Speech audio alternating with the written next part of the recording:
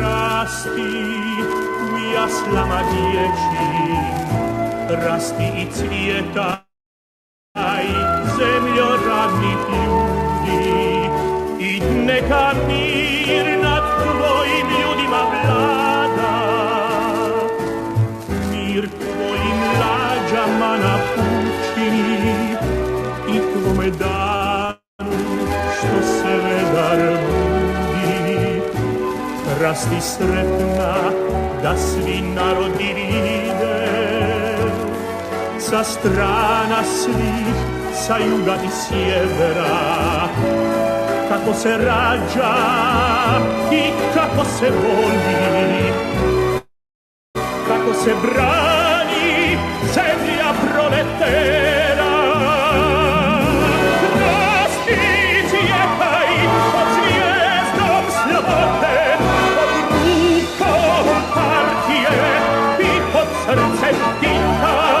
Rasti cvjetaj pod zvijezdom slobode, pod rukom partije i pod srcem Tita.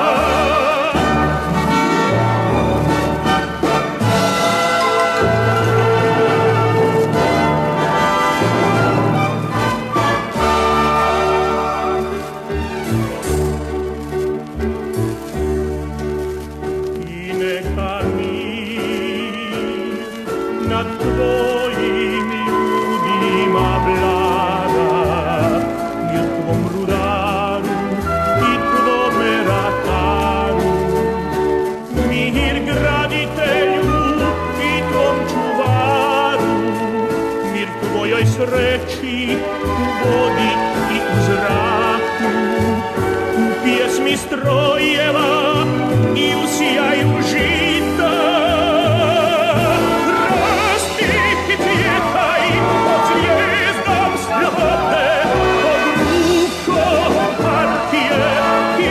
Srcem Tita, rasti i cvjetaj pod zvijezdom slobode, pod rukom partije i pod srcem Tita.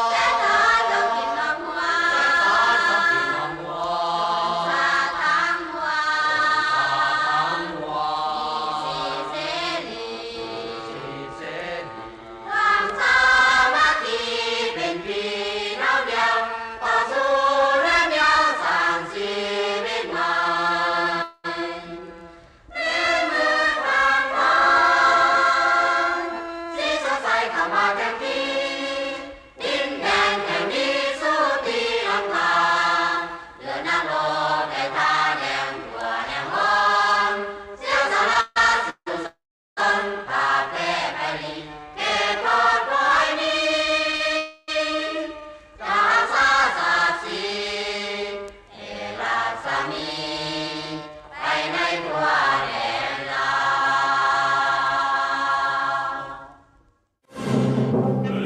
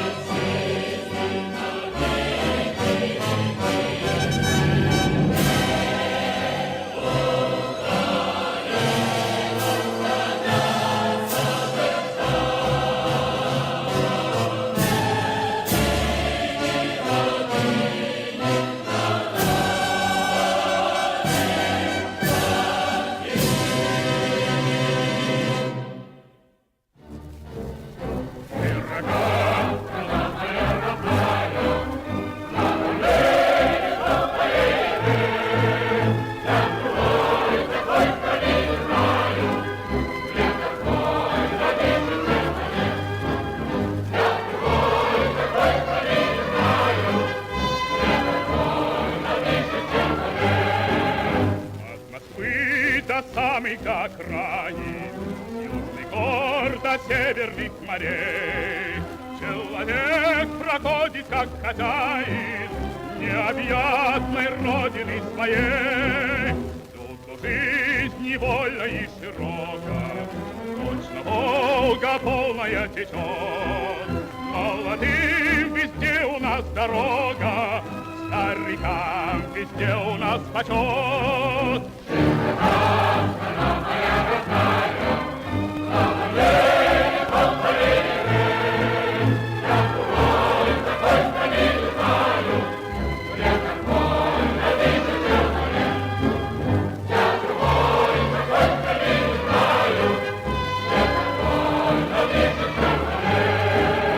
За столом никто у нас не лишний, по заслугам каждый награжден.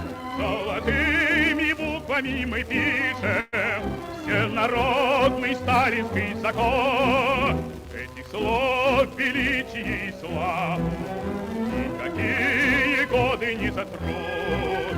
Человек всегда имеет право на учение, подвиг и на труд. Страна моя родная, поколение, поколение, я другой такой страны не знаю, я такой на тысячу лет.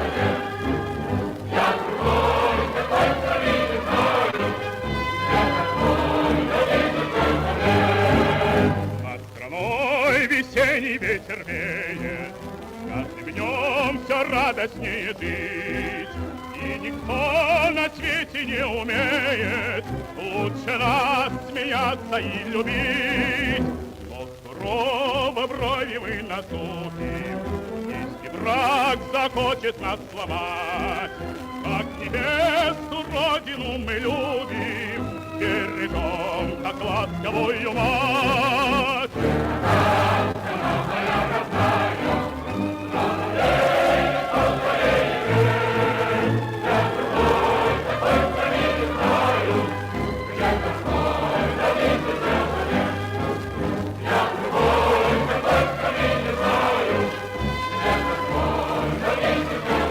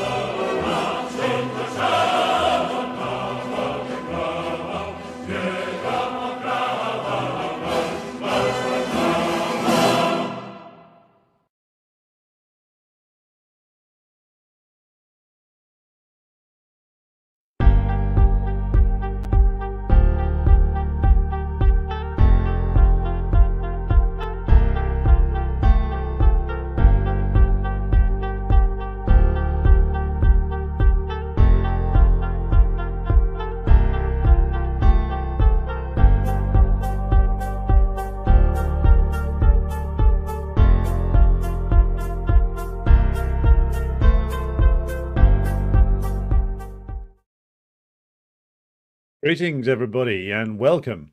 It is the 17th of June 2024, and you join us today at the beginning of a new live stream on a new schedule.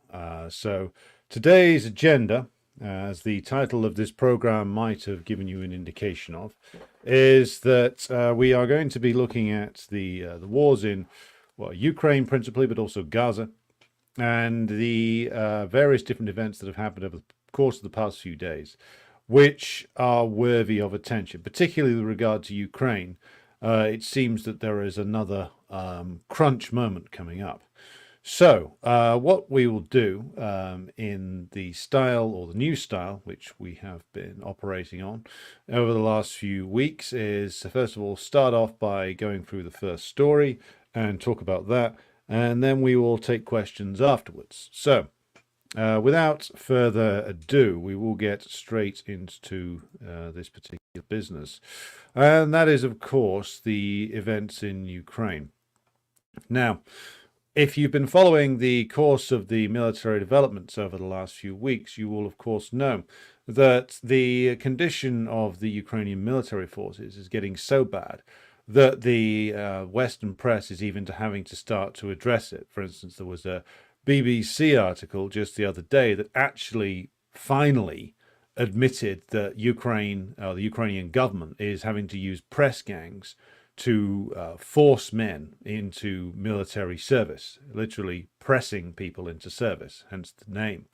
And they've now acknowledged in the Western press, in the BBC no less, that this is a practice that goes on in Ukraine. Of course, if you've been following this program for the last 18 months to 2 years in its various formats, and if you've been following us particularly in the last year, you'll know that this has been going on in Ukraine for months,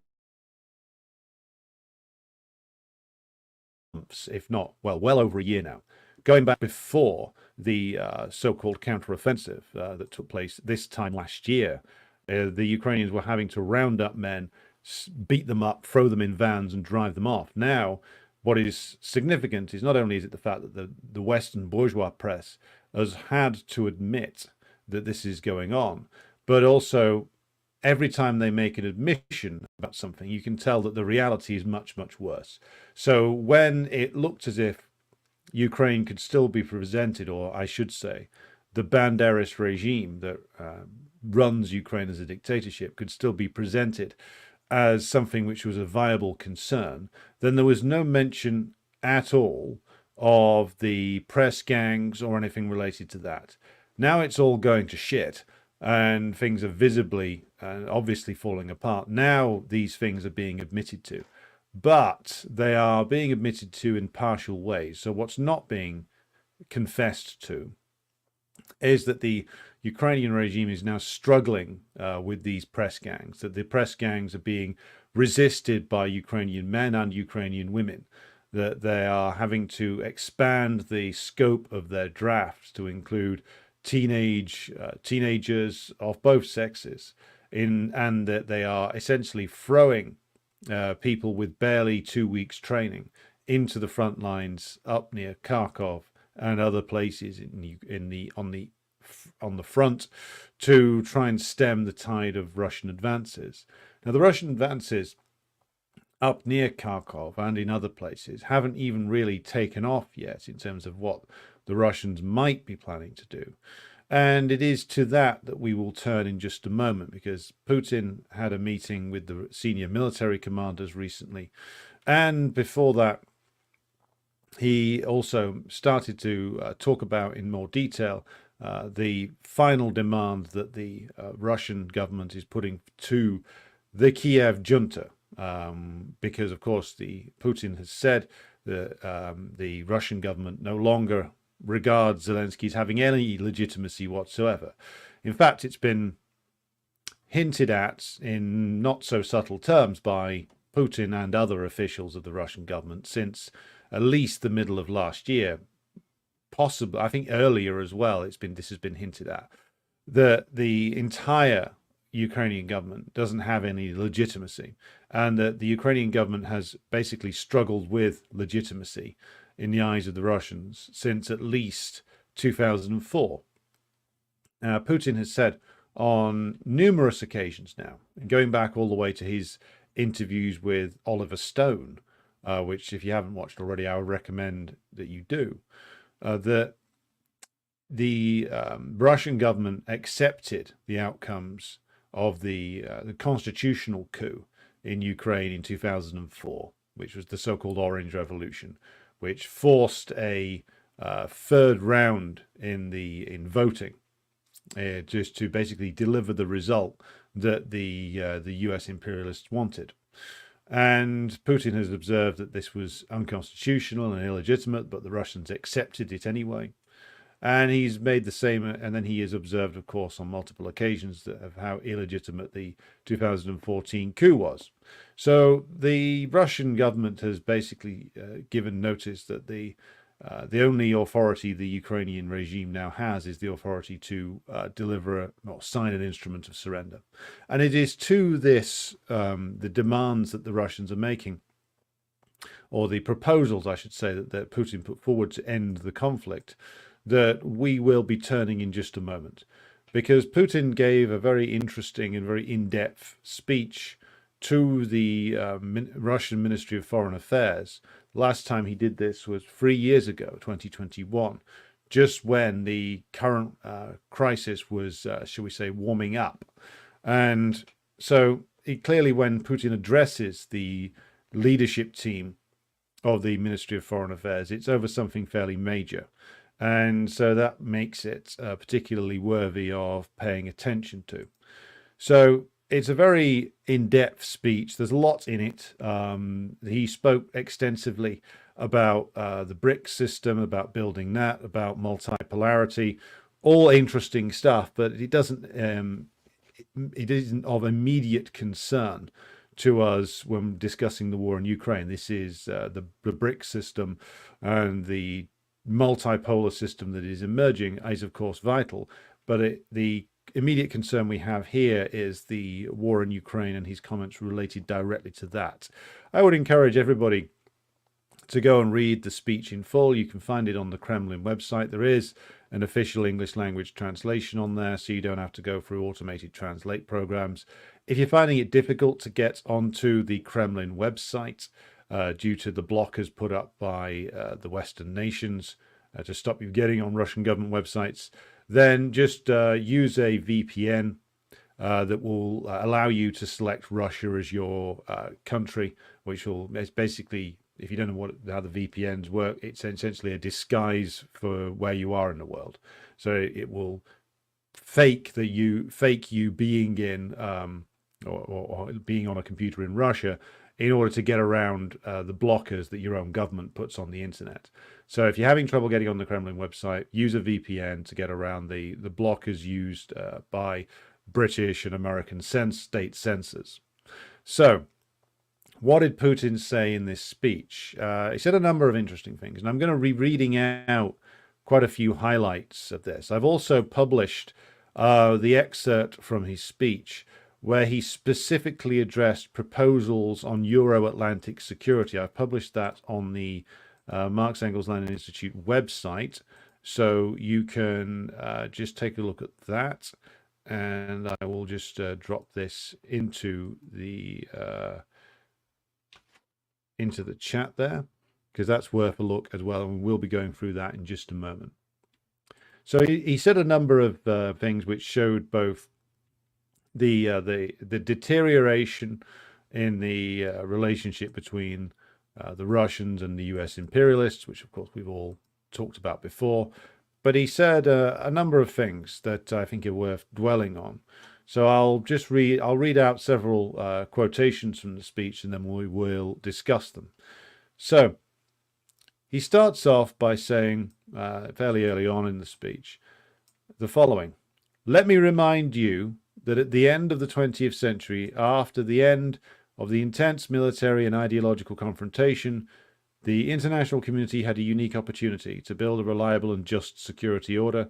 This did not require much, simply the ability to listen to the opinions of all interested parties, and a mutual willingness to take those opinions into account.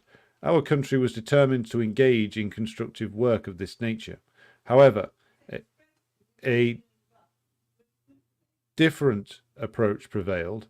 The Western powers, led by the United States, believed that they had won the Cold War and had the right to determine how the world should be organized.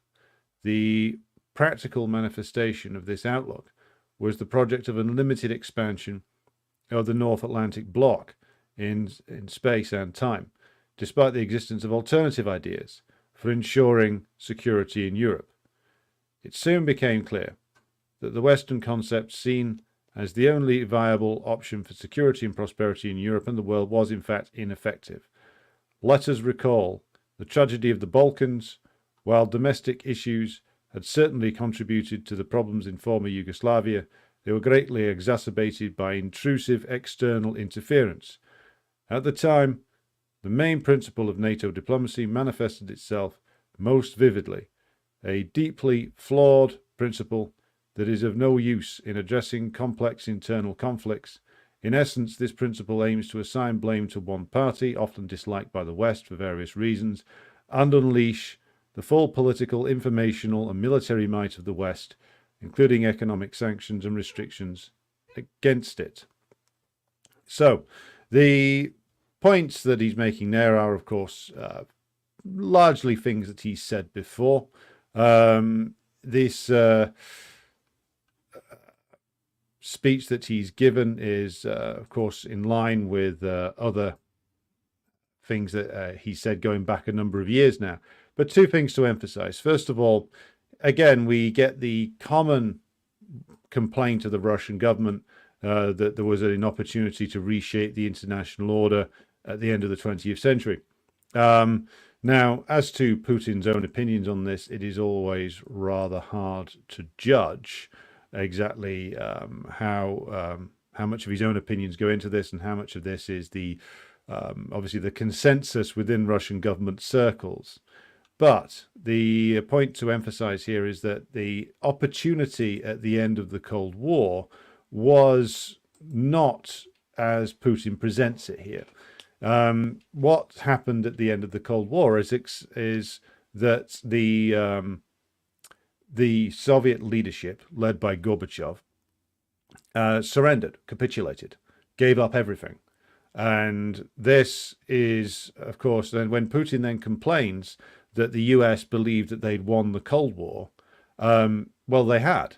Not through the direct military defeat of the USSR and the Socialist Bloc, of course, but they'd won the Cold War thanks, in large part, to the rottenness of Soviet revisionism, which weakened the Soviet system irreparably and then collapsed it under the influence of the growing nascent capitalist class that emerged within the Soviet Union and then ran out of control and then destroyed it. So that's what the end of the Cold War was really all about. And it is no wonder that the US imperialists believed themselves to have won the Cold War, because they did. They were, admittedly, it was a win that was not in the manner that the US came to understand it. The US misinterpreted their victory. There was a victory won by the not really their own strength, but mostly the mistakes, the errors, and then the capitulation of the other side.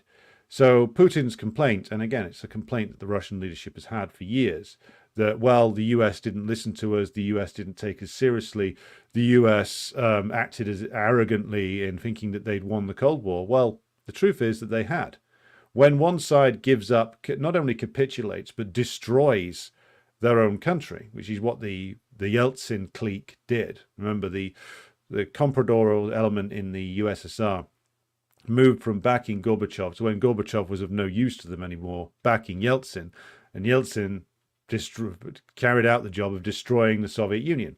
So when the Soviet Union destroyed itself, the Russian bourgeois, or shall we say more, the Russian compradors were happy just to be, in the words of John McCain, a gas station run by a dictator.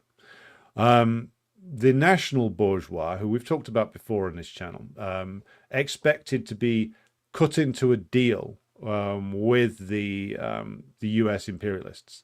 They expected that they would be invited to participate in what I would call the fantasy version of globalization. And what I mean by the fantasy version of globalization is the version that is presented in the certain aspects of the academic literature in universities in the West. And so if you, as I did, went to university in the mid 2000s, when this was still something that they were very much interested in selling, a worldview they were interested in selling, the fantasy version of globalization was that there would be one integrated global economic order, that certain countries would provide certain aspects to that order. That, for instance, China would be the manufacturing center, that the West would be the financial sector, the services sector, and of course would monopolize certain high-tech, high-value production of certain commodities that they didn't want anybody else producing, the microprocessor industry being one of them. But this idea being this idea of a globally integrated economy with different sections of the world or different countries in the world producing different things for it, that all linked together and were mutually dependent upon each other, and that way, therefore, capitalism would secure, to use the old Kantian phrase, perpetual peace. Well, this was something that was quite common in terms of it being taught in Western academia at the time. And it's something which a good proportion, and a significant section of the ruling group in Russia did take seriously. How seriously they took it can be discerned by the fact that Putin himself has confessed that he held this view, that Russia would be integrated into the wider Western system, particularly the European system, that by growing mutual dependence, the certain long-term problems would be overcome. And it was clear as early as, again, we've emphasized this point before, as early as 1987, in the Gorbachev period, in his sordid and pathetic book, Perestroika, where he was offering to have the USSR assume its place as a junior partner in this world order led by the United States. And this was going to be the offer that the Soviet Union, the Soviet leadership at the time, again heavily influenced by the growing comprador bourgeoisie in the USSR, what they were offering to the US and the British imperialists and the Europeans was that the USSR would cease support for all revolutionary projects in Africa, in the Middle East, or West Asia if you prefer, and certainly South America. Gorbachev wrote specifically in that book that they, as part of their offer to the United States and the British in particular, that they would recognize the key strategic interests of these countries in these different parts of the world, and therefore the USSR would stop any assistance to revolutionary forces in those parts of the world. And this was all designed to essentially put the USSR into a junior partnership role with US imperialism. And of course, this didn't work out.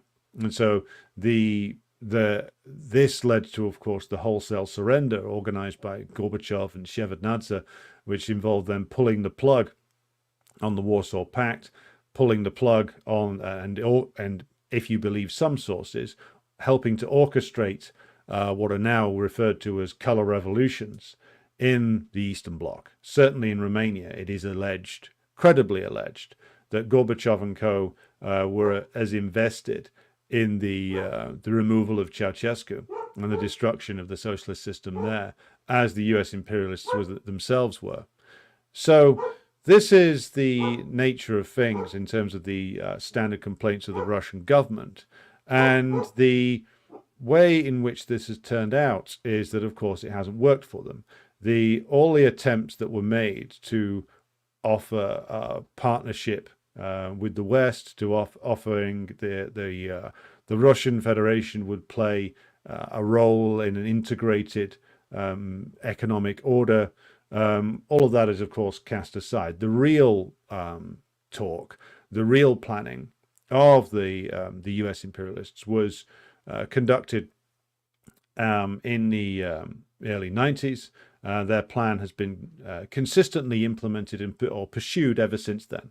We've talked before about the Wolfowitz memorandum in 1992 in the late period of the George H.W. Bush administration, published in the New York Times, or at least a version of it was published in the New York Times, where they said quite openly, well, we may have triumphed over the USSR. Again, I've already given my own interpretation of that, but they certainly had good reason to believe that they had triumphed. I mean, critical thinking about themselves is not these people's strong suits, but they saw this as a stage towards another victory that they needed to, and from their point of view, from the point of view of the US ruling class, this is an entirely correct analysis, that they had won this victory. They could now basically destroy any countries that remained outside of US domination. So that Putin mentioned in the speech there all about Yugoslavia. Yes, the reason, as Michael Parenti outlines in his work on this subject, reason why they were so relentless in pursuing the destruction of Yugoslavia was that they couldn't allow, nor could the German imperialists or any of the other European powers, they couldn't allow even a version of Yugoslavia that was truncated. So a version of Yugoslavia missing Slovenia and Croatia, but which retained strong elements of the old socialist system that remained under the control of a coalition of forces headed by a figure who'd been a standard late period Titoite in Milosevic, but he did want to retain the certain aspects of the socialist system, not give up control over the entire economy, not have the country destroyed and pillaged. That's why, of course, they were so relentless in destroying him and the country that he ran. So the way the imperialists interpreted their victory was that they needed now to pursue a more comprehensive victory in destroying everybody who stood outside their total control. So again, this is a process which they've engaged in ever since the 90s. So you get the destruction of what remained of Yugoslavia, concluding with the removal of Milosevic himself. And then you get the subordination of all of former Yugoslavia into the EU and or NATO, with Serbia still standing on the outside. So then you also get, following on from there, the destruction of Iraq, because it was still, even with all the flaws that the Ba'athist government had, still something which stood slightly outside of full control by the US imperialists. So that's why it had to be destroyed. And again, same thing a few years later in Libya, same thing barely a few years later in Syria. The plan as outlined by Wolfowitz, which is not just something that Wolfowitz pulled out of his off the top of his Trotskyite head, it's something which has been considered by the thinkers of the US ruling class, the real thinkers of the US ruling class, not the morons who occupy the presidency, not Bill Clinton, George W. Bush, Barack Obama, Donald Trump, Joe Biden, to a greater or lesser degree, have accepted this. The only one who rebelled slightly against it was Trump. And then again, only very slightly.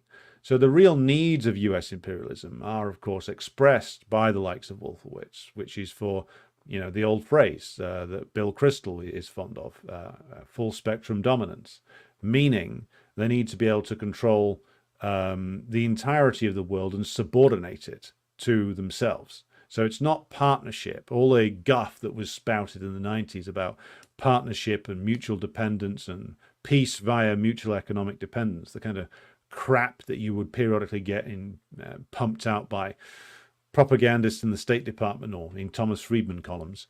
All of that is just for PR purposes, public consumption. What it was really all about was subordinating the entire world to a US-led and dominated system. And this was something that, of course, the Russian leadership came to understand, not in a uniform way. Certain elements of the Russian leadership came to understand what was really being done by probably 2001, 2002. And so you have this constant push-pull going on in the Russian political leadership in the early 2000s between the various different camps that were present there and the various different elements that were competing over influence over policy. So you have Putin on the one hand trying to cooperate with US imperialism over their invasion and occupation of Afghanistan and trying to maintain their, shall we say, market share with regard to the particularly the European gas and oil market and build a partnership with the Germans that way. But at the same time, you have the opposite thing going on, which is, of course, the US and others constantly scheming in Georgia and Armenia, though the Armenian plan came to full fruition a bit later, but the Georgian plan was quickly enacted in Ukraine and other places to guarantee that these places become armed encampments for US imperialism and to surround the Russian state and to exert pressure on it to either change its leadership or break it up entirely. Something which Duda of Poland, the wild reactionary who's the president there, stated quite openly the other day. Excuse me. So, the delusions of the Russian leadership have been dispelled, but it took quite some time because, again, like these people, some of these characters and the forces within the Russian leadership thought they were getting the partnership option from US imperialism, whereas they were never being offered that. US imperialism and its allies, people like Helmut Kohl in the early 90s, would say all kinds of things to the Russian leadership, to the late period Gorbachev leadership, to the early period Yeltsin leadership. They'd promise all kinds of things and partnership and, joint development for security and peace and prosperity and every other kind of gibberish that they would come out with back then. But of course, none of it was serious. For an instant, they were never followed through on the words with actual deeds.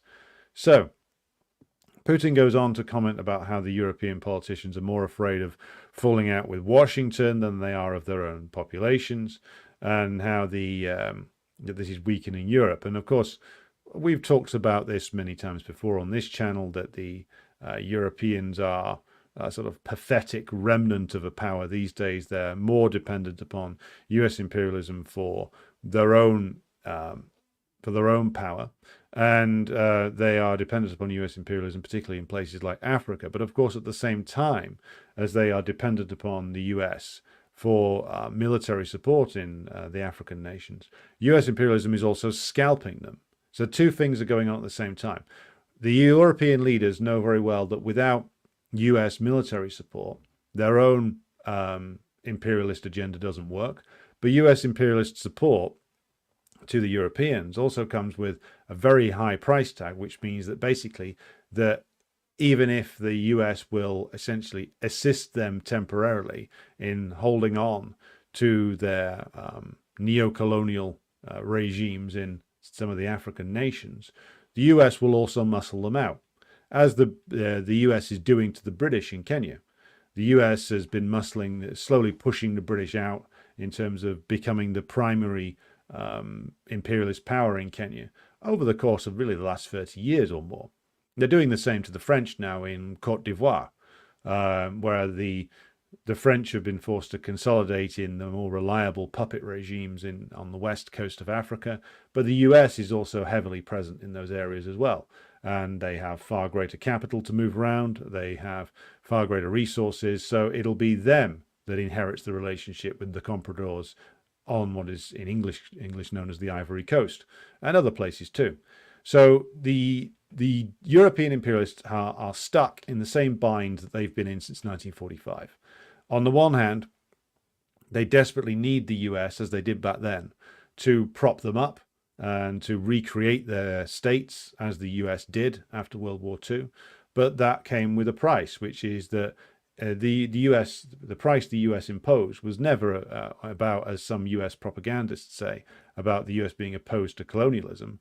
It was about the US imperialists muscling out the European colonialists and taking over as the predominant power in these countries, often behind a more pleasing veneer, shall we say, a democratic veneer to be slapped over this, rather than it being naked colonialism, it would be neo-colonialism under a democratic facade, a bourgeois democratic facade, would be the US's ideal way of dealing with things. But if they couldn't get that, a military dictatorship is always just as good. But they would prefer the plausible deniability of bourgeois democracy. It's, after all, better for public relations purposes. So, Putin also mentions in this speech, as he says, the West is currently trying to brazenly meddle in the affairs of the Middle East, and that is, of course, certainly true, but that's been the case for over 100 years now. He also mentions that they're meddling in the South Caucasus in Central Asia. That's an oblique reference, I think, also to what's going on in Armenia at the moment. And also that the whole purpose of them meddling in the South Caucasus and Central Asia is to place more pressure on Russia, which is, of course, completely true. That he has the assertions he makes there are backed up by the very actions of the NATO bloc itself.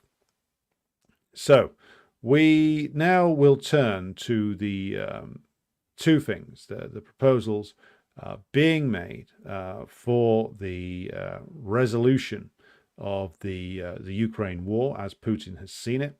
So I will now read to you the full quote from the Putin speech. Again, go and read the full thing if you can. It's very much worthy of your time. So Putin says as follows: "Today, we are presenting another concrete and genuine peace proposal. If Kiev and Western capitals reject it again, as they have done before, then ultimately it becomes their responsibility, both political and moral, for the ongoing bloodshed. Today, the situation on the front lines will continue to evolve unfavorably for the Kiev regime, altering the conditions necessary for initiating negotiations. Let me underscore the key point. The essence of our proposal is not a temporary truce or ceasefire, as the West might prefer, to allow the Kiev regime time to recover, rearm, and prepare for a new offensive. I repeat, we are not discussing freezing the conflict, but its definitive resolution. And I will reiterate, once Kiev agrees to the course of action proposed today, including the full withdrawal of its troops from the DPR, the LPR, that's Donetsk and Lugansk, the Zaporozhye and Kherson regions, this process begins earnestly. We are prepared to commence negotiations promptly without delay. I repeat our firm stance. Ukraine should adopt a neutral, non-aligned status, be nuclear-free, and undergo demilitarization and denazification. These parameters were broadly agreed upon during the Istanbul negotiations of 2022, including specific details on demilitarization, such as the agreed numbers of tanks and other military equipment. We reached consensus on all points. Certainly, the rights, freedoms, and interests of the Russian-speaking citizens in Ukraine must be fully protected. The new territorial realities, including the status of Crimea, Sebastopol, Donetsk, Lugansk, Kherson, and Zaporozhye regions as part of the Russian Federation, should be acknowledged. These foundational principles need to be formalized through fundamental international agreements in the future. Naturally, this entails the removal of all Western sanctions against Russia as well. I believe that Russia is proposing an option that will make it possible to bring the war in Ukraine to a real end.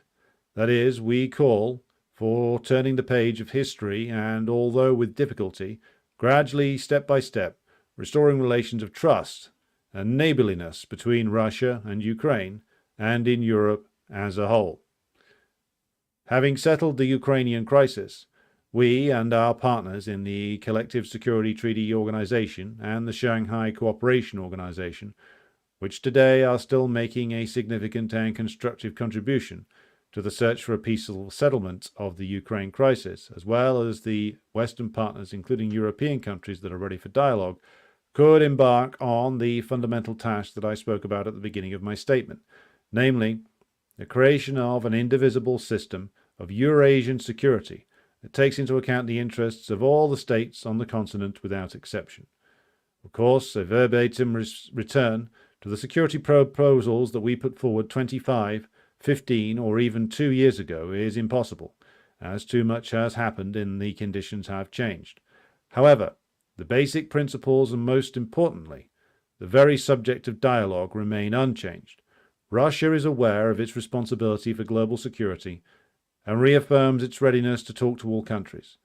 But this should not be an intimation of a peace process in order to serve someone's selfish will or someone's vested interests, but a serious and thorough conversation on all issues, on the entire range of questions of world security. So, two things to emphasize there. First of all, again, he's going back to what's referred to as the Istanbul Plus system, whereby, again, he refers to it there that there had been agreements reached on demilitarization via the negotiations that took place in Belarus and then in Turkey, until, of course, the intervention of the US via their errand boy, Boris Johnson, basically told Zelensky, you have to keep fighting, otherwise we won't support you. Now, let's just pause for a moment to emphasize this point. When the West told Zelensky, you have to keep fighting, well, what does that actually mean? What it actually means is that the US told, again, via Johnson, Zelensky, if you agree to this, we will withdraw all support from you, meaning withdraw all protection from you, meaning that if you agree to this, there is a strong possibility, and again, this won't have been said, but Zelensky will have understood it, that if Zelensky had agreed to that peace proposal, then there is a good chance that the fascist elements in Ukraine would have had him killed. And we don't need to speculate about that because many of them said it before 2022. Many of them had said when Zelensky was first elected that not only did they not respect him, as was seen in that humiliating video of Zelensky trying to talk to the far rightists in the trenches of in the east of what was then Ukraine, but also they've said it over and over again that if he agreed to what they would define as a sellout, then they would kill him, or at least overthrow him and kill him by implication. So that's the threat that Joe Biden's errand boy, Boris Johnson, was really delivering in 2022. What he was really saying wasn't just, well, we won't provide security guarantees to Ukraine. It's that we will not provide security guarantees for you, personally, Vladimir Zelensky. And of course, Zelensky is not a man of courage. He's not a man who is into making himself a martyr. And so he took the way out that was offered to him, which is that if he, Zelensky, delivered Ukraine, the entire country, into the jaws of death on behalf of US imperialism, then he personally, Zelensky, would remain protected, which is what it's all about for him, his survival. He has been prepared to sacrifice millions of Ukrainians in order to save his own ass, because that is essentially what has gone on. And let's think about also the peace proposal that was on the table in Istanbul 2 years ago, over 2 years ago now. If they had actually implemented that, so if they had actually implemented the demilitarization of Ukraine, well, there's no way the US imperialists were ever going to agree to that. They had spent 30 years making sure that their project in Ukraine got to the point that it did in February of 2022. And also, if the Kiev regime had actually seriously implemented a denazification, meaning the banning of the ultra-right-wing organizations, of the fascist organizations, of the Banderists, the making illegal of their organizations, and then the demilitarization of Ukraine on top of that, that's essentially the end of the Maidan regime. Because without the muscle of the fascists and without the military organization of US imperialism, who were the ones organizing the war in the East, ultimately, then there's no Banderist regime. There's no Maidan regime. The whole thing would fall to pieces. It's run by brute force and terror, and has been since its very beginning. And so therefore, without the Banderists, if they were banned and if they were locked up and their organizations destroyed, and if the NATO-trained military was taken to pieces as well, and Ukraine returned to a state of neutrality, then that entire regime would fall to pieces.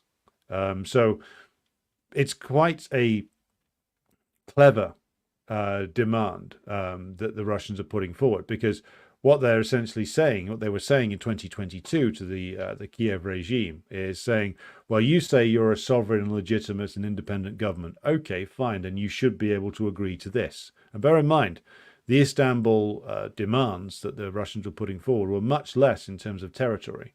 Zaporozhye and Kherson weren't on the table back then. The Russians were prepared to withdraw from them. Now there's a lot more on the table. So it's essentially the same demand that was made back in Istanbul in 2022, which I maintain was a cleverer bargaining position that the Russians were adopting than the Russian great Russian chauvinists and nationalists who criticized Putin very heavily at the time for selling out. It was a much more canny bargaining position than a lot of Putin's own domestic critics would let on about. Because, again, if you actually implemented that proposal, it would mean the end of the Maidan regime in Kiev and the collapse of that version of the Ukrainian state, ultimately, because all of the aspects that underpinned it would be removed by such a bargain, which is, again, one of the reasons why the US was never, ever going to allow that to go ahead. So we will conclude this particular bit of the analysis by just re-emphasizing the point that the US knew very well where this would lead to, which is why they blocked it. And in terms of future developments with regard to the Kiev regime, if this is not acceded to, which it won't be, by the way, which is I'll come to the peace conference in Switzerland in just a moment. But the reason why that conference went ahead was, again, to prop up Zelensky and make sure the war keeps going for as long as possible. The Russians have presented what is essentially their final demand to the Kiev regime, knowing very well that there's absolutely no way that Zelensky or anybody else inside the political hierarchy of the Maidan regime can agree to any of this. They can't. If they agreed to it, they'd be finished, dead or driven out of the country. So let's turn now to a couple of other points that from the speech, which I think it's, again, worth emphasizing. So I want to emphasize now the points made by Putin with regard to Euro-Atlantic security. So first quote from this part of the speech reads as follows. It is evident that the entire system of Euro-Atlantic security is crumbling before our eyes. At present, it is practically non-existent and must be rebuilt. To achieve this, we must collaborate with interested countries, of which there are many, to develop our own strategies for ensuring security in Eurasia, and then present them for broader international deliberation. So, he's making the correct analysis there that the conclusion of the war, the conclusion of the Ukraine war, which is, again, this is implicit in what he's saying, will bring an end to the current security system in Europe, which is true, it will. Once the Russians have won in Ukraine, then it will be fatal to NATO and, by extension, fatal to the EU as well. So a new security system will need to be put in place. So what does the Russian government consider that to be based on, or what could it be based on? So first of all, first point Putin makes on this is that he says, it is important to establish dialogue, firstly, with all potential participants in this future security system. I would like to ask you to address the necessary issues. He's speaking to the Ministry of Foreign Affairs, just so you know who he's addressing. The necessary issues with countries that are open to constructive interaction with Russia. During my recent visit to China, President Xi Jinping and I discussed this issue. It was noted that the Russian proposal is not contradictory, but rather complements and aligns with the basic principles of Chinese global security initiative. Second, it is crucial to recognize that the future security architecture should be open to all Eurasian countries that wish to participate in its creation. For all includes European and NATO countries as well. We share the same continent and we must live and work together regardless of the circumstances. Geography cannot be changed. Yes, Russia's relations with the EU and many European countries have deteriorated, and it is important to emphasize that we are not to blame for that. The anti-Russian propaganda campaign involving senior European politicians is accompanied by speculation that Russia intends to attack Europe. I have addressed this issue before, and there is no need to repeat it again here. We all understand that these claims are baseless and serve only to justify an arms race. He then goes on to make another interesting point, which I'll read to you. In this context, I would like to make a brief digression. The threat to Europe does not come from Russia. The threat to Europeans is their critical and increasing dependence on the United States in military, political, technological, ideological, and informational aspects. Europe is being marginalized in global economic development, plunged into the chaos of challenges such as migration and losing international agency and cultural identity.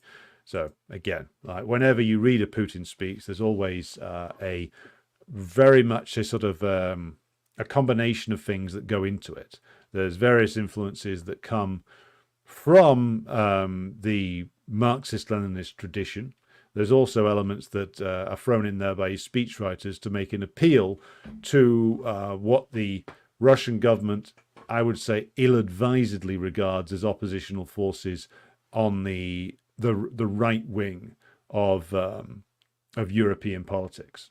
People like Le Pen, people like Meloni, people like the AfD, all of whom, by the way, will roll over and capitulate to U.S. imperialism. Meloni talked a big game about the EU and the rivalry between the Italians and the French and Italian sovereignty. Completely gave up on all of that immediately as soon as she got into power. Before her, Salvini did the same. In France, Le Pen has been moving towards Macron, and Macron has been moving towards Le Pen for years now. And so if the National Rally, Le Pen's party, is to win the upcoming French parliamentary elections, then it will be as, in terms of their policies, I think, as a continuation or a more aggressive continuation of most of what Macron is doing. There is still some verbal dissent over the Russia policy, but I don't think this will manifest itself as much more than verbal dissent, and soon Le Pen's group would fall into line just as Meloni's has. Again, the same is true for the AfD. The AfD have dissented more than most, but one of the reasons why the German bourgeois state and the German ruling class continue to have the threat of illegality hovering over the head of the AfD isn't that they're actually going to make them fully illegal as of yet. The idea is that you bring them into line with the general consensus inside the German ruling class anyway. So the AfD will eventually be allowed near the levers of power once they've accepted all the fundamental points that the German ruling class wants to make sure they're on board with. And once they've done that, they'll be allowed into power and they'll be declared to be moderates. This is the way it goes. Just as Meloni has gone from being a dangerous outsider to a vital member of the European family. In fact, Guy Verhofstadt was moaning about this the other day on Twitter, as he often does, saying that Ursula von der Leyen had forgotten all the criticisms of Meloni that had been made prior to her election. And of course she has. Of course, they'll still say that Orban, Viktor Orban in Hungary, is a terrible fascist, because Orban periodically makes some trouble, kicks off, objects to certain things, because he wants to preserve the Hungarian economic and political relations with both Russia and China, which the European countries that are more bound hand and foot to U.S. imperialism wants to sacrifice. They've already sacrificed them in the case of Russia. They are in the process of sacrificing them in the case of China. But because Meloni goes along and plays ball, all those criticisms get dropped, as they will all be dropped over with regard to the AfD and others, as long as they come into line and start playing ball with the real ringmaster in this particular free ring circus, which is, of course, U.S. imperialism. The more that the AfD and others give in to the demands of U.S. imperialism as filtered through the German ruling class or the other ruling classes of Europe, the more they will become sensible statesmen, moderates, people who, just want some progress on immigration. They won't get that either, by the way. All of these so-called dissident parties, which made gains or some gains in the European elections recently, will all be exposed for what they are very, very quickly. They will all roll over on every fundamental issue. They'll continue to make noise about immigration. They'll continue to bang the drum on anti-gay stuff. But over every fundamental thing, they will surrender and they will follow what the ruling classes of their particular country want. And so the Russian government's idea that they're going to be able to appeal to the so-called right-wing populist forces to drive some kind of change in European polities. This is a flawed idea at best, and it is a dangerous delusion at worst. The delusion being shared by Putin himself, I think, that there is some kind of Gaullist style European, shall we say, conservatism that can be worked with by the Russian government. Because, of course, this is something which appeals to Putin and certain elements in the Russian ruling circle, because that's how they see themselves. They see themselves, or want to see themselves, as these sort of conservative nationalist figures who are just standing up for national interests. Of course, one of the big flaws in that reasoning, and it was a flaw, to be honest, also with the later period Soviet leaders. And of course, Putin, Medvedev, Lavrov, and all the other Russian leaders are all products of the later period Soviet Union. And so they continue to display the flaws in the thinking there.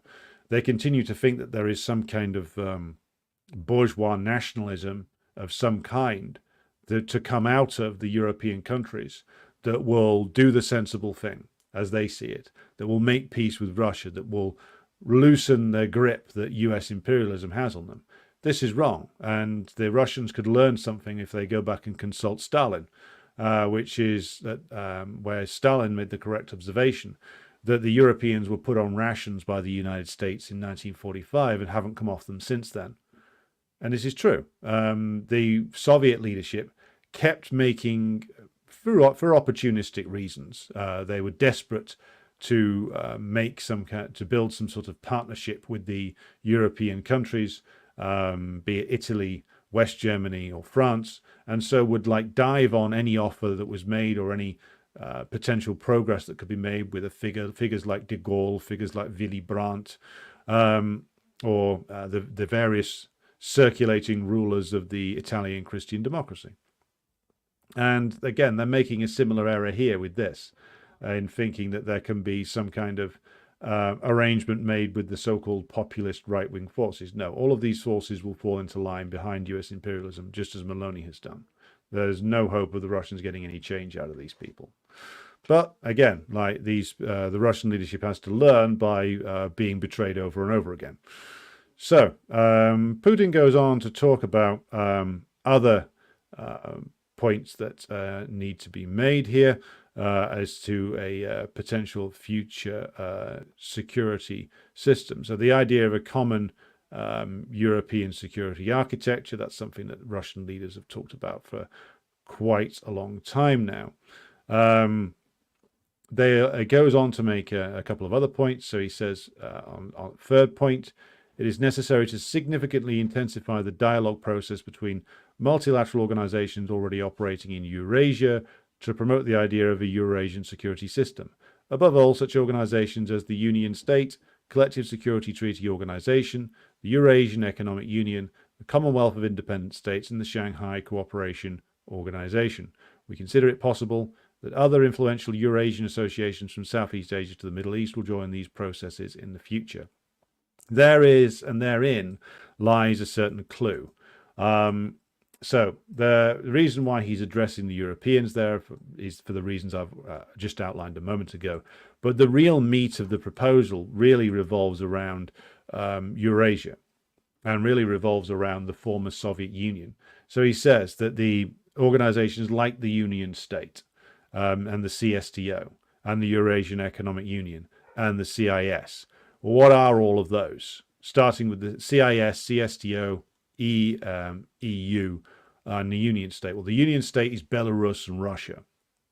And there is talk of the ultimate conclusion of the war being the re-establishment of a Ukrainian state, but done by basically destroying the current version of it, the Maidan version, and rebuilding a new one based on possibly an older Ukrainian constitution or some kind of new one, and then bringing back the last president regarded as truly as in some way legitimate, which is Yanukovych, and essentially implementing the Istanbul Agreement via a newly imposed Kiev-based government, and the incorporation of a Ukraine which has accepted that peace deal, then the loss of the 4 regions plus Crimea, the incorporation of that into a union state, the incorporation of that into the CSTO, the EU, and reincorporation of it into the CIS.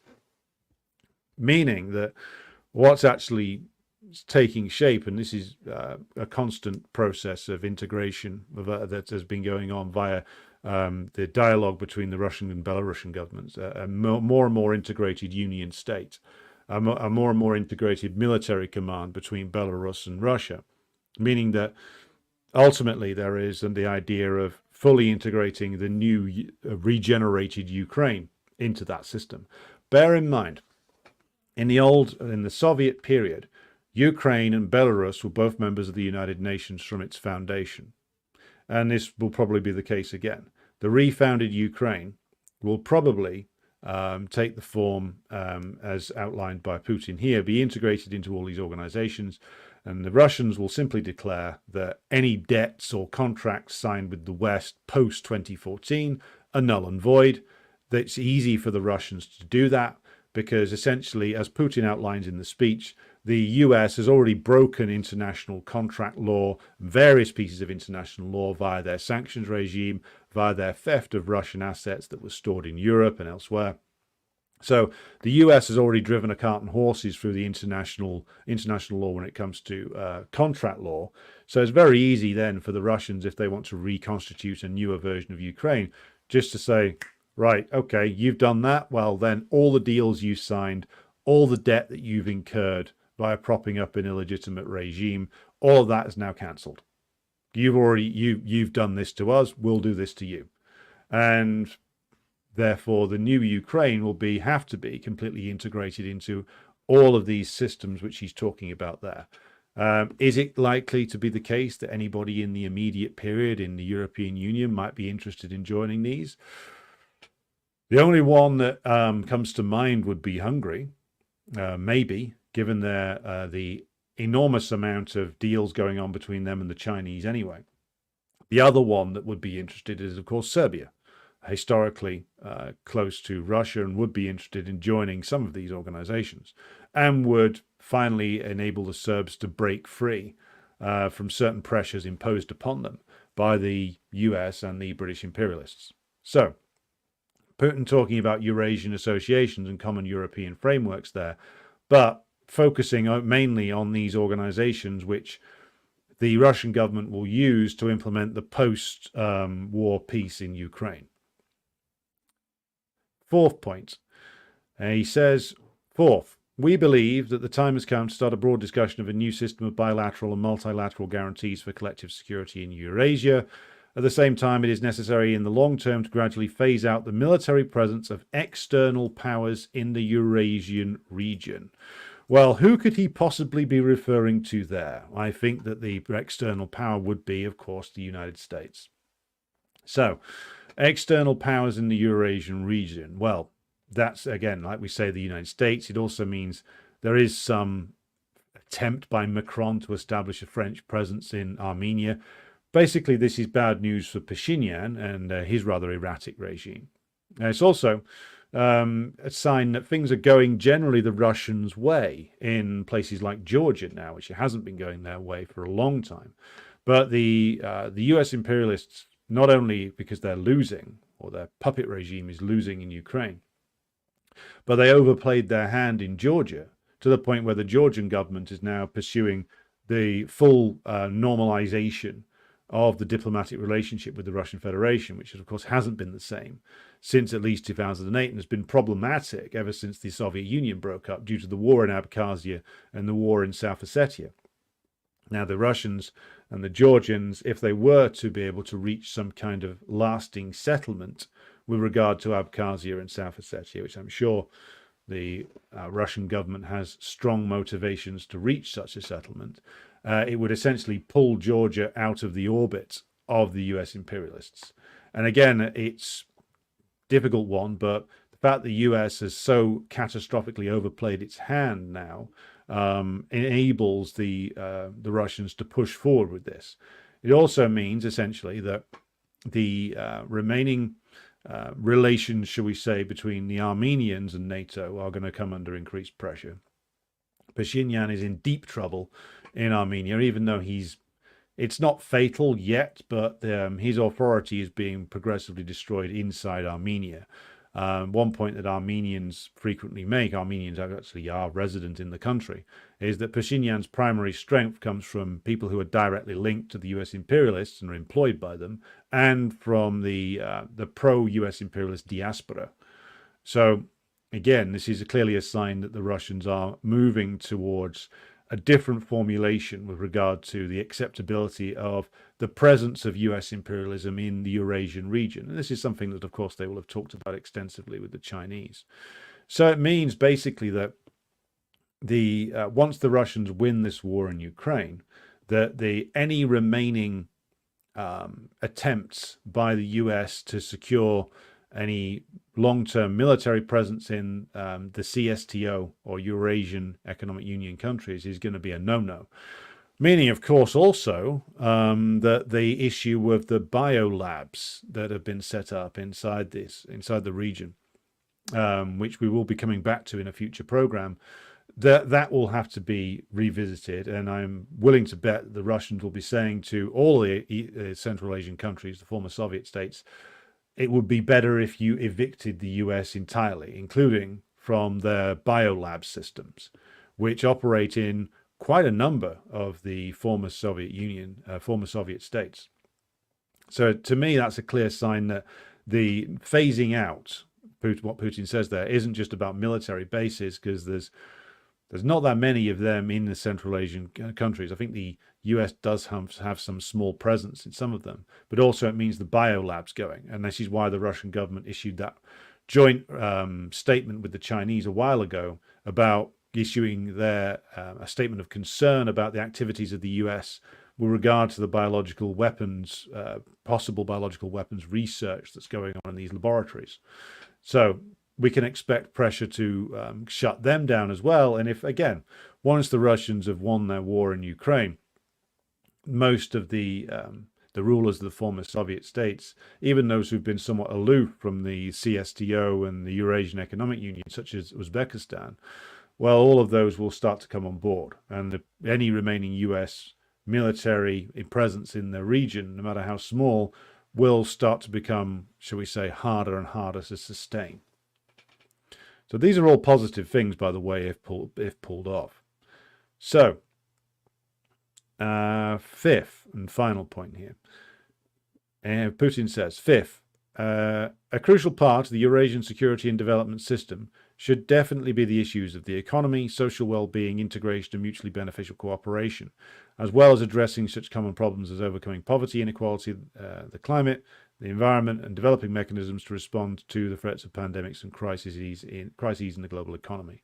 So that's a significant element. It's the point that I ended that excerpt on, because he's talking about further integration into of the Eurasian area into the systems are set up and run mainly by the Chinese, of there being one, if not a common economic area, then shall we say, a very integrated series of economic areas running all the way from China all the way over to Eastern Europe. And again, I think the only two who are going to be immediately interested in this are going to be the Hungarians, who, if the current trajectory is sustained, and it's always shaky when the political will in Hungary is personified in one man, in Orban. I'm not sure how much stronger it is if you remove him from the picture, but let's assume at the moment he stays there for a good while longer. Conceivably, we might reach the point where the EU gives essentially an ultimatum to the Hungarians of stick or twist. Stay in the EU or get out.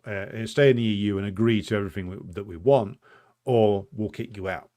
Apparently, according to sources that have had some kind of engagement with the Hungarian government on this, they're preparing themselves for the moment when they are kicked out. So they may be interested in certainly Eurasian Economic Union, certainly integration into a common economic area run all the way from China to the borders of Europe. And certainly, as I said before, the Serbs will be interested in that as well. So this is a very interesting speech that Putin has gone through here. I would recommend that you read the whole thing. It's very, very interesting, and a lot of perspectives in there that have developed over time in terms of the political development of the Russian leadership. So let's now pause to consider some questions for the last half an hour or so. So we have 239 of you watching, 124 on X, and 115 on YouTube. So be sure to like and share the stream if you haven't done so already. Paul Mason is watching, currently contemplating going over to the other side. Paul Mason's defecting to the Communist Party of China. I don't think they'll accept your defection, Paul. Ben joins us from Hungary.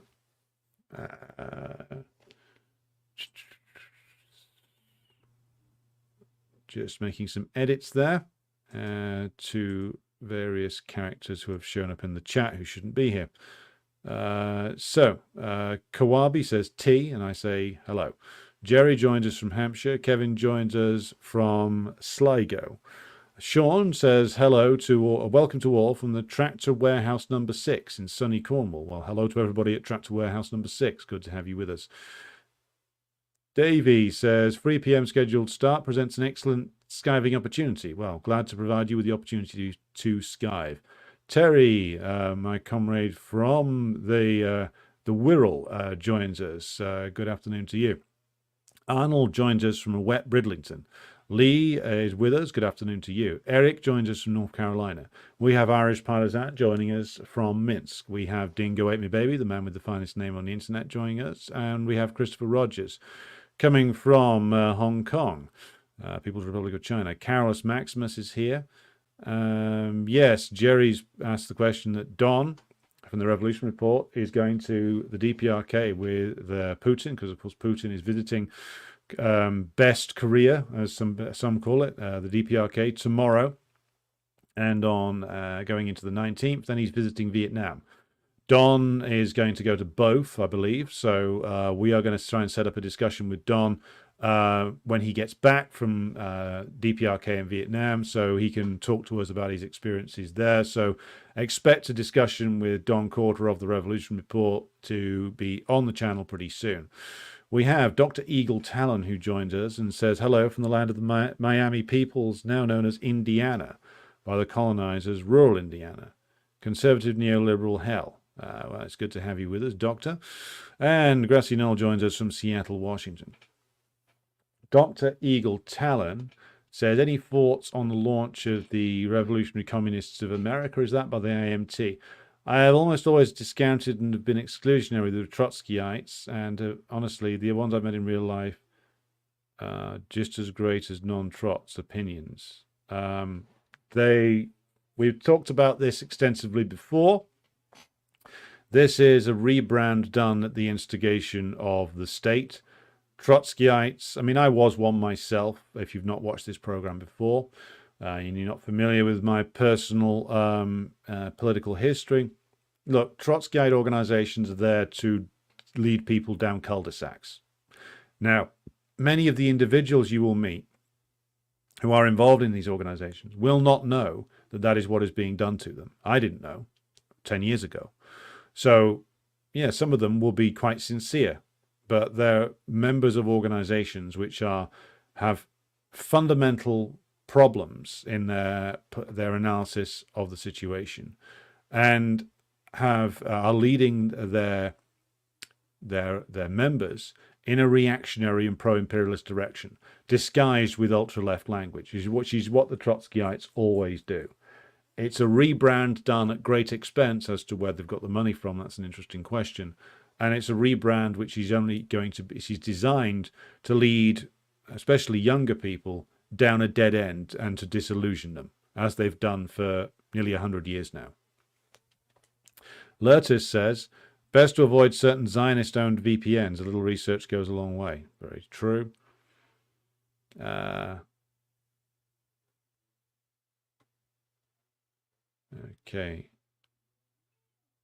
Just going back through the comments. Apparently I've missed something.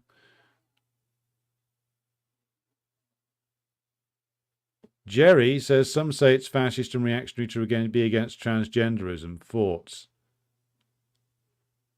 I think that my position on this is absolutely clear, which is I agree with the position of my party, the CPG-BML. If you want to know what the correct Marxist approach to this is, go and read the pamphlets online, which is Identity Politics or Class Politics and The Reactionary Nightmare of Gender Fluidity. That presents a comprehensive Marxist-Leninist critique of gender ideology and all the nonsense that goes with it. The people who say it's fascist and reactionary to be against transgenderism, these people aren't Marxists, they're fools. And they've been sold a lot of postmodern garbage disguised as Marxism. So best to ignore those people. Iris Partisan says, interesting to note that Lukashenko was the only member of the Belarusian Supreme Soviet who voted against the cessation of the Belarus from the USSR in August 1991. Lukashenko, very interesting guy. For whatever flaws that Lukashenko's governments may have had or do have, he has, by a good degree of political skill on his part and on the part of many others in Belarus, managed to avoid the miserable fate that has been given to Ukraine and managed to retain a large elements of the old Soviet system. So I think in the end, Lukashenko will be rightly regarded as a heroic figure, truth be told. Svetlana joins us from Moscow. Good to have you with us. IRB Fenian says, does Russia's recent flotilla to Cuba indicate to some degree of old Soviet solidarity on the Russian part or simply gamesmanship to irritate the US? Well, probably both. I mean, there is a Russian and Chinese interest in aiding the Cubans now. So the Russians are investing more in Cuba. They are, I mean, Putin, I think, does have a quite genuine appreciation for the Cuban revolution. I think he had a quite genuine affection for Fidel Castro, and he admires the Cuban revolution on a personal level. I think that's quite obvious when he talks about it. But on a strategic interest level, it's going to be more and more crucial for the Russians and the Chinese to build their relationship, their economic relationship with Cuba, to make sure that the Cuban system survives, however, and deliver whatever assistance to it that they can.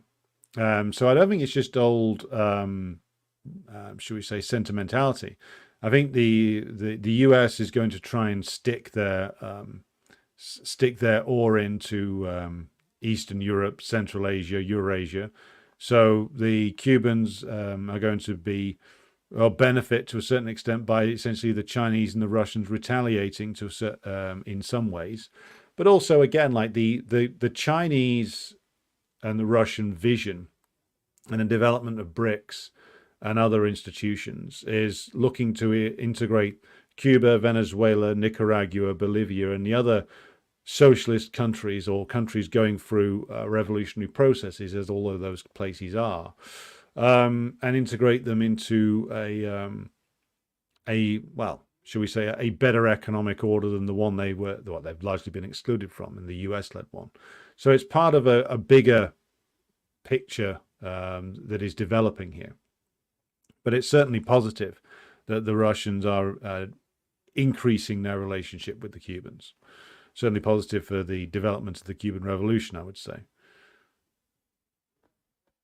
In 20 to 30 years, the Asian peninsula called Europe will be absorbed by Asia. It's going to be interesting to see how this works out. I mean, eventually it'll be, you may be right. My worry is that the ruling class of the European imperialist powers and Britain would rather burn the countries down on their way out than essentially be integrated into the kind of systems that Putin is talking about. We will see how that develops. Jerry, well, I've already answered your point. Anybody who says that my party, the CPG-BML, is fascist because of the stance because we've developed a proper Marxist-Leninist critique of gender ideology, well, those people are dumber than a post, essentially. They're dumber than a bag of sand. They're dumber than Richard Burgin and Joe Biden. Their cartoonish parody of Marxism needs to be relegated into the dustbin of history where it belongs to.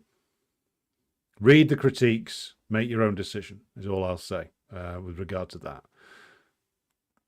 President Jesus says, has Biden set the bar for US support for Israel so high that Trump is unlikely to match it? Moin Rabbani suggested this. Trump is likely to just carry on. Biden has been very ideologically committed to the preservation of Israel for his entire political career, because he's a rabid servant of US imperialism. But I don't think that Trump, as you imply in your question, President Jesus, I don't think Trump could actually do much more than Biden's already done. I mean, Trump's making a big thing, opportunistically saying he's delaying the weapons. He's not giving Israel what it needs, folks, to sort of fire up the Christian Zionists in the Republican base. But realistically, Trump can't do much different to what Biden's already done. And if things start falling apart in Israel, well, how committed is Trump going to be to saving them? Well, the US will be committed to preserving in Israel, but can they, if things really start to fall to pieces for them? I don't think that Trump has much scope for maneuver, other than what? Telling Israel to nuke Gaza, like the crazier end of the American Christian Zionists have said. No, he's not going to be able to do that. So, again, the policy with regard to Palestine will remain about the same under Trump as it is under Biden. I mean, Trump couldn't do much more for Israel than Biden's already done. Shanice says, the most incredible thing is the fantasy of Russia joining NATO, and they repeat this nonsense again and again without being embarrassed of themselves for being such morons. Yeah, I mean, this was the fantasy in the Yeltsin and even the early Putin era, because, again, this reflected the Russian bourgeoisie and who was in the ascendancy at the time. They really did think, the Russian comprador bourgeoisie, who are still there, by the way, they've just changed their rhetoric these days. They really did think that they would be allowed, as I said in my remarks on this, to take their place as a respected subordinate of the United States. This is what they thought. Incredibly stupid, because, of course, the US patted them on the head when these people were coming to power in the 80s and said, oh, yes, of course, you destroy the socialist system once and for all. You carry through the counter-revolution and you'll be welcomed. You'll be our new partner, And, of course, it took the political leadership of Russia a good 15 years to finally have, those people were weakened in political struggles inside Russia over time. But they were weakened and ultimately destroyed by the comprador types. Their position was destroyed, ultimately by the hyper-aggressive actions of the US itself. The US destroyed its own compradors, basically, in Russia.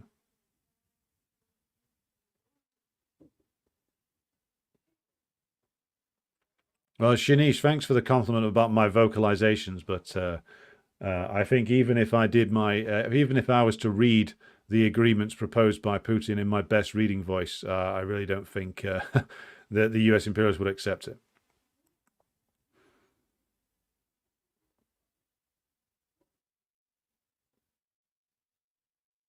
Ukraine are losing 3-0 to Romania as well. It's a bad day all round, for Banderism.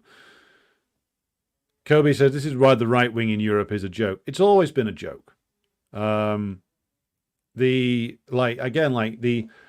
The Russians, or some in the Russian leadership, have this delusion of some sort of I think there's some in for some of the people who write Putin's speeches are clearly of the younger generation, and some of them really have ingested too many memes, like the idea of like some based European nationalism that isn't just like completely connected and completely interwoven with European colonialism and imperialism. Like what French nationalism from the last 120 years, going all the way back to Action Française and Charles Maurras, which French nationalism hasn't been imperialist? French bourgeois nationalism, I mean. Which of it hasn't been an enthusiastic defender of formerly the French Empire or French neocolonialism? It all has been. Same is true in Italy. Same is true in Spain to a degree, though of course Spain's much weaker. Same would be true in Britain, where the idea that the based anti-American imperialist nationalist, again, it's based on a cartoonish misreading of what people like de Gaulle were. De Gaulle was, first of all, he's got this image of the great statesman because he was the last man standing in France in 1940, because he was forced to reckon with the presence of what was then a powerful French Communist Party, because because his rabid anti-communism has largely been relegated now, and his very, very pro-US positions have largely been neglected and forgotten by his admirers in Russia. But because, of course, he was very highly anti-communist and was pro-US for most of his career, up to a certain point when he realized that the European Union, or what the project that was to become known as the European Union, is something that, if it was allowed to be dominated by the United States, could not be dominated by France. And that he realized that that French imperialism, which of course he more than anyone else is the man, the statesman responsible for building French neocolonialism. And all those countries that gained flag independence in late 50s, early 1960s, that were included and have been included up to now in the CFA franc zone, that remained economically and politically and militarily dominated by France for another almost 60 years after nominal independence. Well, that's all de Gaulle's work. So this fantasy that, again, internet culture is terrible for this, takes like the romanticized statements of like various European political figures and philosophers of the right wing. And because the left wing is such a fucking disaster and is as pro-imperialist as the right are able to masquerade as like edgy and dangerous figures. Whereas in actual fact, they're just, the same two-bit, petty servants of imperialism they've always been. And they'd end up exactly where Giorgia Meloni is, which is leading Biden by the arm round a garden, or being led by the nose by the real powers of US imperialism in actual fact. So this image that the Russians, because the Russian leadership wants to try and sort of construct this image of itself as this civilizational state, which is able to square the circle of like Tsarism, bourgeois nationalism in Russia, great Russian chauvinism, the Soviet legacy, and everything else. They're trying to build this image of themselves, and they're looking for others who have this image in Europe. And again, they're going to find that it's an illusion. The things that they're looking for don't exist and can't exist. Todd joins us from northern New Mexico. Guy joins us from Brazil. Two Sugars is with us and says, geography doesn't change, so history repeats itself. If there's World War III, it'll be fought on the Eurasian continent and the US will benefit. I think you're wrong there. The US benefited in World War II because their economy was, despite the damage of the Depression, it still had an awful lot of dynamism to it. Doesn't anymore. And the idea that they would be able to fight a World War III against manufacturing and military powerhouses like China and Russia, or even Iran, they can't do it. They can't even. They've lost a naval war against Yemen. They've been humiliated there. So this idea that the US is going to be the one who benefits from World War III if indeed a massive continent-wide war does break out, I think that that is a profoundly mistaken view of it.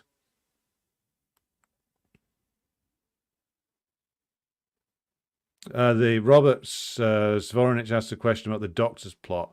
I would need to read up on it. Email me a reminder, Robert, and I will have a look at it.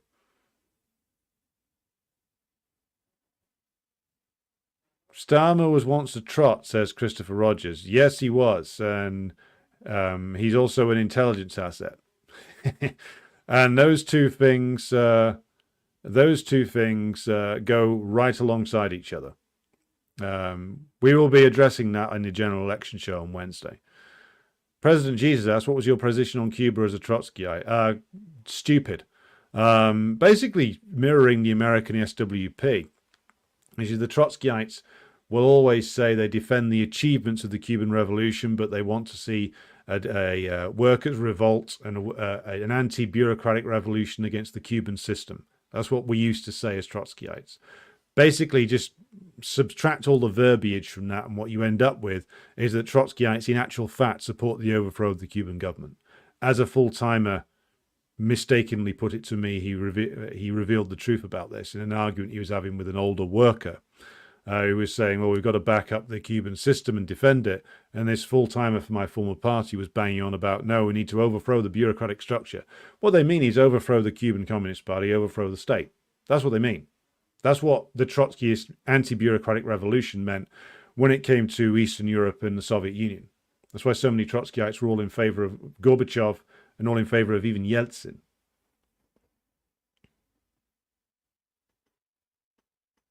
Shanice is right when the comment is made about Trotskyism being a dead end where you either give up the revolution entirely or find the right path, as some of us have. Iris Partisan asked, what are your thoughts on the interview given by Vucic, who was predicting a war between Russia and NATO 3 to 4 months away? Vucic is wrong, to be blunt about it. They can't fight a war against Russia in 3 to 4 months. They can't. The Americans can't do it, and the Europeans can't do it, and they know they can't do it. Again, like Vucic says these like dramatic things every now and again, but he's wrong mostly because there's it's simply impractical. If you examine the statements made at the fake peace summit recently, you'll see that what was actually proposed there, it basically is just a ploy to keep the fighting going as long as possible and bolster Zelensky's position and keep Ukraine in the fight. That's the consensus that exists between them. There are some mad reactionaries in London and Washington who think that they could fight a war against the Russians. The military men know that they can't. And if we look at the remarks of Starmer, the man who would be prime minister, whether he will, of course, is another question. He probably will get in, though not with the majority that the ruling class want him to get. But what's he talking about? He's talking about not even the national service plan of Rishi Sunak, which, by the way, will go absolutely nowhere. He's talking about keeping the war going by supporting Ukraine. That, again, look at the mad pronouncements of Lindsey Graham and the other key sort of most aggressive elements in the US Senate. What they're all talking about is keep on investing in Ukraine, keep on investing in Zelensky, keep the war going via the loss of Ukrainian life. That's the plan. That's the consensus that's been reached between them all. And that's the consensus which, by the way, is shared by several members of Mélenchon's so-called Popular Front, which is a joke, by the way. So I think Vucic is wrong. Not the only thing he's wrong on, by the way. What are my thoughts on Webster Tarpley? He used to talk a lot of sense in the past, but he's now backing the DNC. I don't know who he is. I know the name from somewhere, but I would need to be reminded of who he is and what he's written about. AJ Williamson says something very correct when it is said that you really hope that John McDonnell loses his seat. Yes, got to be hoped that John McDonnell and all the Labour left lose their seats. They are the most disgusting con artists in the world. They're worse than the Labour right. The Labour right at least doesn't pretend to be anything other than the disgusting collection of reactionaries that it actually is. The Labour left are liars and fraudsters who pretend that the Labour Party can be anything other than what it is, which is a rabid anti-working class and pro-imperialist party. The Labour left, as soon as they're destroyed, the better. Shanice says, I think commenting about the Russian position on the European nationalists, says, pure idealism, traditional values, Christianity, all this nonsense. The only time Russia was a flag man of world nations was Soviet Russia, USSR, especially in the very beginning. Yes, this is exactly correct. The Russian nationalists are such a strange breed because they try and lay claim to all the achievements of the Soviet Union whilst denouncing the very system that gave rise to all those achievements. So again, their position doesn't make any fucking sense whatsoever. So again, the longer the war goes on, the more ridiculous that form of Russian nationalism starts to look. It was only viable when it wasn't exposed to reality. And the longer things go on and the more the idealism gets exposed, I think there's a reason why the KPRF's pronouncements have got stronger as the war has gone on, because I think politically speaking, it seems that their position is strengthening as the war goes on, but we'll return to that in the future. Okay, so we have been going for 90 minutes now, so I'm going to draw this one to a close for today.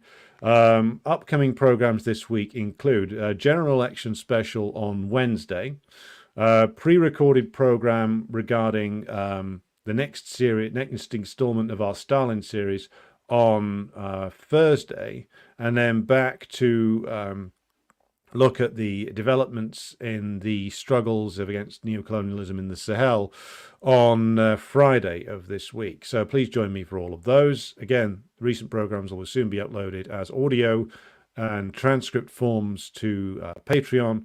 Thanks to everybody who supports the show on Patreon and on the Buy Me a Coffee system. And I'll be back with you again on Wednesday of this week. Thank you for joining me.